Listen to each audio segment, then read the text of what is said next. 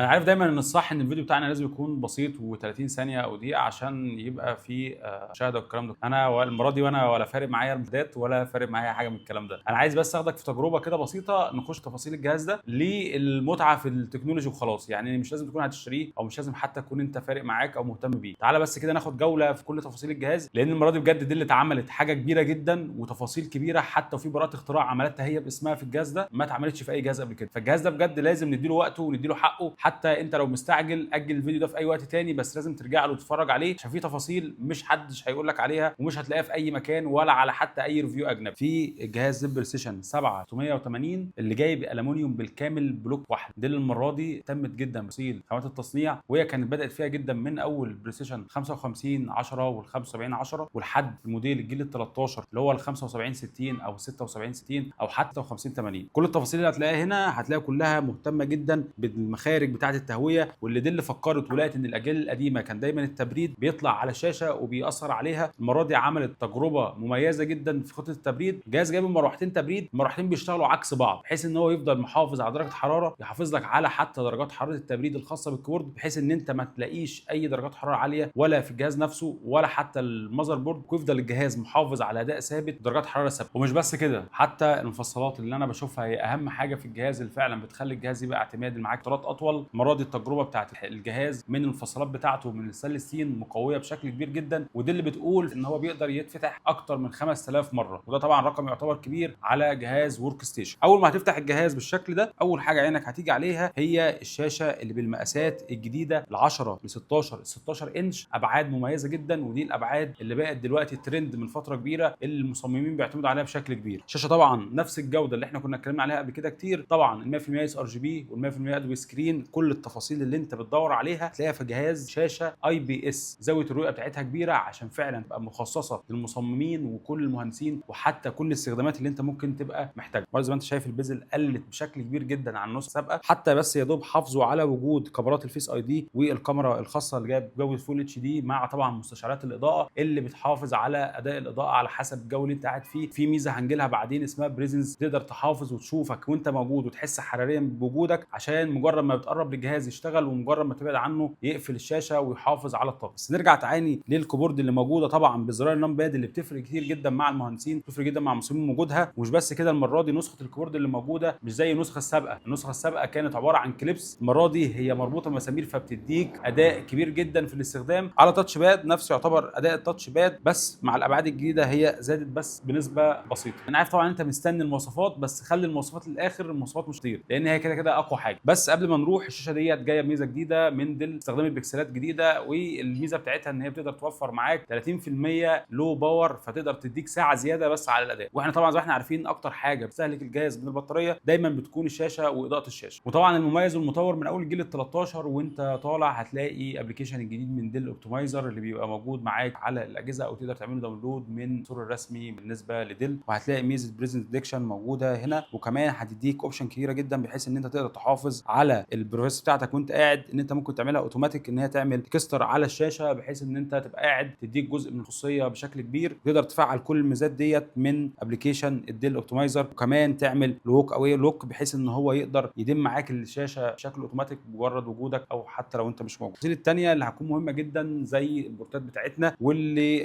يعني ديل ميزتها ان هي تعتبر الاكبر من نص لابات الورك ستيشن اللي فعلا هتحافظ معاك بشكل كبير. على ناحيه اليمين هتلاقي عندك اليو اس بي 3.2 جين 2، طبعا ديك اعلى سرعه بالنسبه لليو اس بي 3، وكمان الثاندر بورت 4. وهنا الميزه في الثاندر بورت 4 ان هي بتقدر تديك لحد 100 واط فعلي، ودي ميزه مش موجوده في اغلب الاجهزه الورك ستيشن، ودلوقتي بقينا فعلا محتاجينها عشان تقدر تديك سرعه في نقل الداتا والبيانات بشكل كبير. كمان ال 3.5 الاي او اكس موجود، وكمان دعم الاس دي كارد بالحجم الكبير، وده هيكون مميز جدا للمصورين والمونتاج اللي بيحتاج يوصل الاس دي كارد بشكل مباشر. طبعا اول ما تيجي من الناحيه هنا هتلاقي موجود مدخل الشاحن اللي بيجي 240 واط، يقدر يشحن معاك بتقنيه الديل اكسبريس لحد 50% في نص ساعه. طبعا على جهاز ورك ستيشن الارقام دي تعتبر متطوره جدا، لان انت بتتكلم على جهاز القدره بتاعته كبيره وفي نفس الوقت بيقدر يحافظ على اداء الجهاز. طبعا هتلاقي هنا ديل رجعت تاني مخرج الار جي ال 45 كان اختفى في الموديلات السابقه، وكمان مع وجود الاتش دي ام اي 2.0 اللي بيقدر يوصل معاك لحد 8K. يعني انت لو عندك شاشات محتاج فعلا توصل ل 8K هتقدر توصلها بشكل مباشر. هتيجي بقى نكمل معانا هنلاقي برده وجود مخرج يو اس بي على الناحيه الثانيه بحيث ان يبقى في بالانس ما بين البورتس الموجوده، وكمان الاثنين التايب سي. طبعا ميزه لازم اقول لك عليها، او ممكن تكون بعض يشوفها عيب، ان انت لما تيجي توصل دوك ستيشن او توصل شاحن تايب سي، فهو هنا بيكون اخره 100 واط مش 240 زي الشاحن اللي هيكون للمخرج بتاعه. بس ده بيكون نقدر نقول ان هو للطوارئ لو انت عايز تستخدم بورت بحيث ان انت مش هيقدر يوصل لشحن الجهاز بالسرعه الكامله. اما بقى بالنسبه للمزايا المخفيه اللي نوعا ما مش هتلاقيها موجوده ومحدش هيقول لك عليها بشكل كبير، خاصيه السيرفر مانجمنت كاستم كيرف، وده بيفرق كتير جدا مع الناس لو انت شغال في بيئه عمل محتاج ان انت تحافظ على النويز اللي موجود من الجهاز، او حتى لو انت مش محتاج منه اداء عالي تقدر تحافظ على ان هو يكون الوضع كويس، وده بيكون مميز جدا بحيث ما يكون فيه صوت للمراوح. اكتر ميزه انا بشوفها فعلا مناسبه هي الادفانسد اوبتمايز اللي نسخه متطوره من نفيديا عشان تخلي النظام يبدل تلقائي ما بين كارت الانتل والنفيديا بدون اعاده تشغيل. الميزه دي هتشغل حتى الشاشات الخارجيه، فلو شغلت كارت النفيديا على شاشه اتش دي ام اي يشتغل بكامل قوته، ودي اللي هتقدر تاخد اعلى اعدادات شاشه توصلها دايركت على البورت. هي ما دام باجي اسال على ميزه ديل او ميزات الديل اللي بتقدمها لك وليه احنا بنركز مع ديل بشكل كبير، فدايما التركيز بسبب السوفت وير بالذات في البايوز اللي بيعمله، اللي بيقدر فعلا فتيجي مثلا عندك في الديل سيف بايوز بتسجل كل تعديل بيحصل داخل البايوز تخزنه في ملف بحيث ان انت تقدر ترجع له. كمان هتلاقيه موجود في توجيه البرفورمانس، هتلاقي خيار اسمه ادابتيف بيرفورمانس، ده بيخلي الجهاز يتعلم انواع البرامج اللي انت بتستخدمها ويديها باور اعلى تلقائي على حسب اللي بيتعلمه من استخدامك. طبعا ممكن من خلال البايوز او من ابلكيشن ماي ديل تخش على باتري كالبريشن تيست، تقدر تعمل ثيرمال بروفايل على حسب استخدامك، حدد البرايمري اي سي يوز بحيث لو الجهاز دايما شغال على الشاحن يفضل محافظ على اداء البطاريه. طبعا التفاصيل الجايه دي هتحس ان هي شويه يعني رفاهيه زياده، بس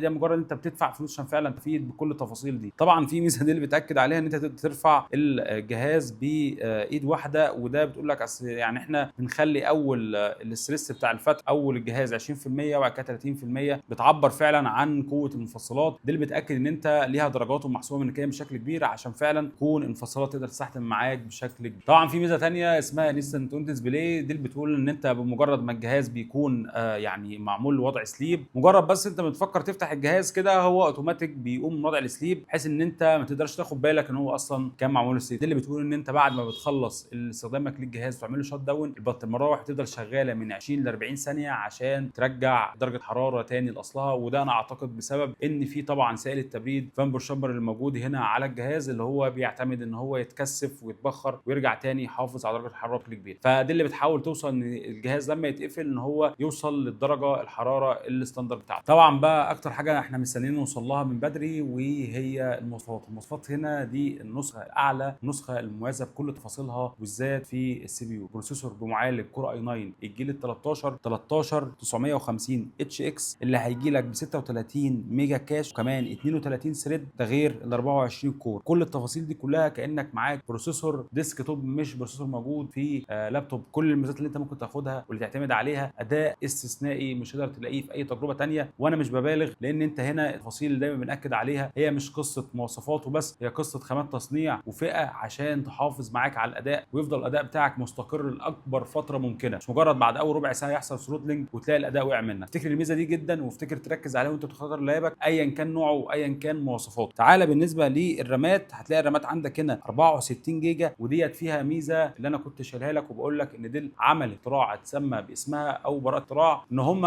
عملوا الشبايه بتاعه الرامات دايركت على المذر بورد غير الوضع القديم وغير الوضع السابق. هي قطعه واحده 64 جيجا بتقنيه جديده، وكمان ده بيقلل جدا من الكات اوت او الديلي اللي بيحصل ما بين البروسيسور والرامات. يعني انت بتضمن سرعه فعليه وكمان من غير اي لاج نهائي بالنسبه للكونكشن اللي بيكون موجود ما بين الرامات وكمان البروسيسور. على الناحيه الثانيه طبعا الهاردات الاحسن والافضل على الاطلاق جين 4 سامسونج 990 ايفو ال 2 تيرا، قطعتين موجودين في الجهاز، كل قطعه 2 تيرا يعني باجمالي 4 تيرا اس اس دي باعلى سرعات ممكن توصل لها للجين 4. كل ده كمان مع وجود نفيديا ار تي اكس 4000 الاي دي اي الجنريشن الجديد اللي بيوصل معاك لاداء فعلي 12 جيجا بايت، وكمان معاك الشيرد ميموري ل 32. طبعا مع الرامات اللي موجوده هتقدر فعلا توصل الشيرد ميموري بشكل كبير. كل الاستخدامات اللي انت بتفكر فيها ايا كانت وايا كان سؤالك وايا كان اللي انت بتدور عليه، ده الجهاز اللي تعتمد عليه في شغلك واستخدامك. ما تفكرش تشتري الجهاز ده الا لو فعلا انت محتاج تعتمد عليه. الرفاهيه اللي موجوده في الجهاز مش هي الاساس، بس ده دايما اللي بتعودك عليه. ما دام بتروح لاعلى فئه والفئات العاليه هتحافظ على درجه حراره وتاخد اداء مستقر بالمواصفات اللي اتكلمنا عليها، فدايما هيكون الجواب ديل بريسيشن ايا كان اجياله وايا كان مواصفاته. دايما هتلاقي الجديد هنا موجود في منتج ستور، وبس احنا موجودين في 36 مصر النبيل وقائد ارض الجولف مدينه نصر.